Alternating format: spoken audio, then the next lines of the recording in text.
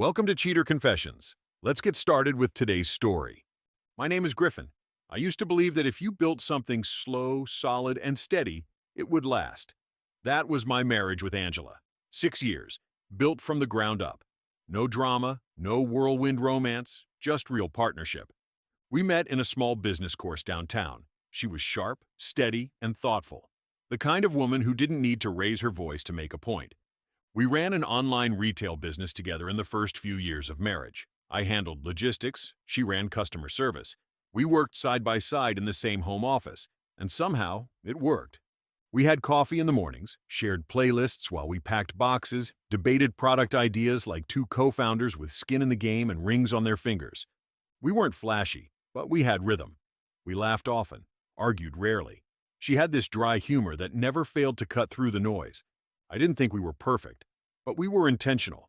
That's what made the slow shift so hard to notice. Things didn't explode. They just started loosening. It started after she landed a job offer at a bigger firm. More money, corporate benefits, connections. We were both excited. I supported her decision to scale back her time in the business and take it. I figured it would ease some of our financial pressure and give us breathing room. It wasn't like she was leaving, just stepping into a new chapter. But change doesn't always announce itself. First, she came home later. Then she stopped joining me for coffee in the morning. She was tired, distracted, and always texting someone during dinner. "It's work," she'd say, waving her phone off like it was nothing. I didn't push. People get busy. I've been busy. But the Angela I married? She never let busy be an excuse to disconnect. I started waking up alone more often. She started sleeping with her phone under her pillow. Little things, you know. Not loud enough to panic, just enough to notice.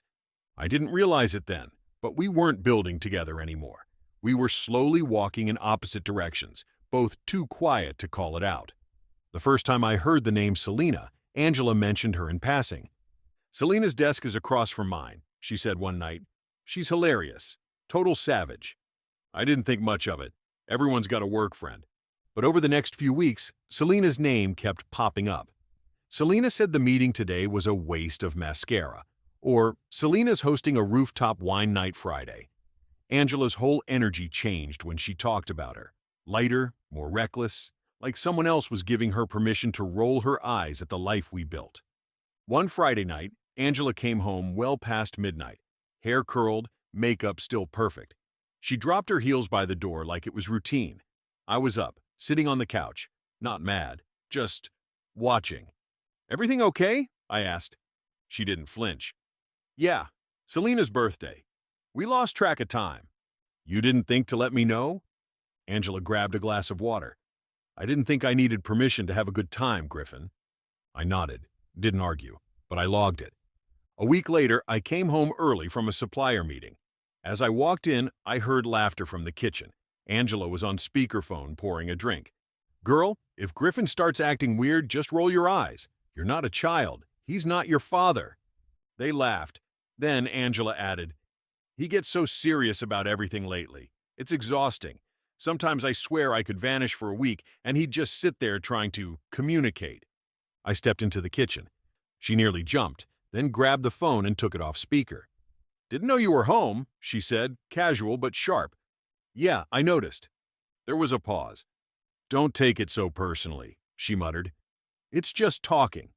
I looked at her for a moment. "You used to talk to me. Now you talk about me." She raised an eyebrow. "You're being dramatic." I didn't say another word. I went upstairs, sat in the bedroom, and realized something I hadn't wanted to admit. Angela was still in the house, but the version of her I married had left a while ago. After that night, the air in our home changed. Angela stopped pretending. Her patience thinned. Her tone got sharper. She started criticizing small things, how I folded laundry, how I managed client emails, even the way I brewed coffee. "You always do things your way," she snapped one morning. "You act like your opinion is the final word." I looked up from my laptop. "I thought we made decisions together." "Do we?" she shot back. "Because half the time you're already halfway through something before I even know about it." That wasn't true, and she knew it. But I didn't argue. I was starting to learn that logic didn't hold much ground with her anymore. Our business suffered first. She stopped checking inventory reports. ignored customer messages. One day, I asked her if she could handle a return dispute, something she used to do in her sleep. "I don't work for you, Griffin," she said coldly. "If you want an assistant, hire one." So I did. Hired a college student part-time. Angela didn't say anything directly, but the tension doubled. That week, she cooked dinner twice, then tossed her plate in the sink without eating. I cleaned up in silence. The breaking point of that month came after I suggested we try counseling. She blinked. "Counseling?" "Yeah," I said. "Maybe it helps, maybe it doesn't, but I think it's worth trying." She set down her wine glass. "I'm not the one with the problem," she said. "I'm just tired of walking on eggshells around a man who acts like he's running a boardroom instead of a home." "Eggshells?" I repeated calmly. "I've barely said a word to you in days." "Exactly," she hissed. "You sit there with your silence like it's some power move, like I'm supposed to beg you to act normal." I stood, picked up my plate, and walked it to the sink. I wasn't going to yell. That's what she wanted, to drag me into a shouting match she could twist into justification. I wasn't going to give her that. Instead, I started planning. Quietly, strategically, just in case. It was a Thursday night when it happened. I got home from a warehouse run and found Angela in the bedroom, standing in front of the mirror. She was wearing a black fitted dress I'd never seen before. New heels, full makeup, hair curled like she was headed to a red carpet, not dinner. She didn't even glance at me when I walked in. "You going somewhere?" I asked, neutral. "Yeah, just a night out with Selena." "At a club?" "Lounge," she said, applying lip gloss. "It's nothing major. Don't wait up." I leaned against the doorway. "You could have said something earlier." She looked at me through the mirror. "Why? So you could guilt-trip me into staying?" "No," I said calmly. "So I don't sit here wondering where my wife is at midnight." She turned to face me fully for the first time. "Griffin, I'm not a child. I don't need to report every detail of my night to you. I'm not doing anything wrong." "I didn't say you were," I said. "But leaving the house dressed like that without a word until 5 minutes before you walk out? That's not partnership. That's performance." She rolled her eyes. "You always need control. It's exhausting." "I need respect," I said. "Basic communication isn't control. It's marriage." She grabbed her purse, her keys. "Well, good luck with that," she said, walking past me. She left without another word. I sat in the kitchen for a long time. Hours passed. Midnight came and went. No call, no message, nothing. By 4 a.m., I was still sitting at the table, staring at the cold coffee in my cup, and something inside me finally clicked into place. It wasn't the dress. It wasn't the party. It was the fact that she knew I was uncomfortable and walked out anyway. By morning, I had packed a small bag. Then I sat at the same table, wrote a short note on a piece of printer paper. "I've tried, over and over, but I see now. You've made your choice. I'm done trying. I'm leaving. Good luck with your freedom."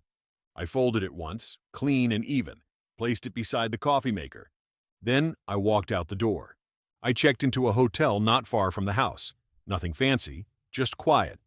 That morning I didn't get a call. No text, not even a "where are you" from Angela. Nothing. By noon, I knew she'd seen the note. By midnight, I knew exactly what that silence meant. She thought I was bluffing. 2 more days passed. Still nothing. No messages, no calls, no apology, just radio silence from the woman I'd shared a home and business with for 6 years. So I made my own call to a lawyer, a quiet, sharp guy named Marcus Bell. He didn't ask for drama, just facts. "I don't know if she's cheating," I told him, "but I know I'm done being treated like an afterthought." He nodded. "If it goes to court, we'll be ready." I gave him access to our financial records, our business files, everything. I'd kept good records. I separated my personal savings 6 months ago when the red flag started waving. Angela never noticed. By the 4th day, her silence broke. I got a single message. "You're being ridiculous. Can we talk like adults, or do you just run now?" I didn't respond. An hour later, she sent another, "You're blowing this way out of proportion." Nothing happened. I went to a party and had fun. That's not a crime. Then came the guilt trip. "You walked out without a conversation? Who does that?" I still said nothing. That evening, my phone started lighting up. First call, then another, then 5 more within an hour. Each time, I let it ring. She left a voicemail after the third one. "Griffin, this is childish. You want to blow up our marriage over one night out?" I didn't respond. Around midnight, she called again, straight to voicemail. By morning, she gave up. Later that day, her lawyer contacted Marcus. Angela wasn't interested in talking anymore. She was interested in winning. She didn't go quietly. Once the legal paperwork hit her hands, she shifted into attack mode. We were officially heading for divorce. Her lawyer tried the usual angle: emotional distress, financial dependence, claims that I had abandoned the household without cause, the kind of language designed to rattle you. But I was ready. Marcus and I had built a clean paper trail. Every transfer, every conversation, every asset split, organized and documented. Our business? I had converted it fully to my name a month before I left. Angela had slowly backed out of it anyway. I just finalized what she'd already abandoned. We sat across from each other in mediation a few weeks in. She looked calm, collected, until the numbers came out. Her lawyer argued she was entitled to half the business. Marcus calmly pulled up dated messages where she'd referred to it as Griffin's thing and even joked about retiring early from it. "Would you say this message reflects disinterest or active participation, Mrs. Chambers?" Marcus asked. Angela's jaw tightened. "I was joking." "Legally binding joke?" Marcus replied, cool as ice. She didn't answer. Angela's story kept shifting. Mine didn't. Her friends weren't much help either. The same people who cheered her on before were nowhere near the witness stand. And her lawyer didn't have the leverage she thought he did. After 3 long months, the ruling came down. She got a basic settlement, no stake in the business, no cut of the assets I had separated legally, just enough to make the court feel balanced. She looked stunned, like she couldn't understand how she lost control of a game she thought she invented. I walked out of that courtroom with nothing flashy, no speech, no glance back, just clean air in my lungs for the first time in a long while. And I meant what I wrote in that letter. I wasn't angry anymore. I was just done. Nearly a year passed.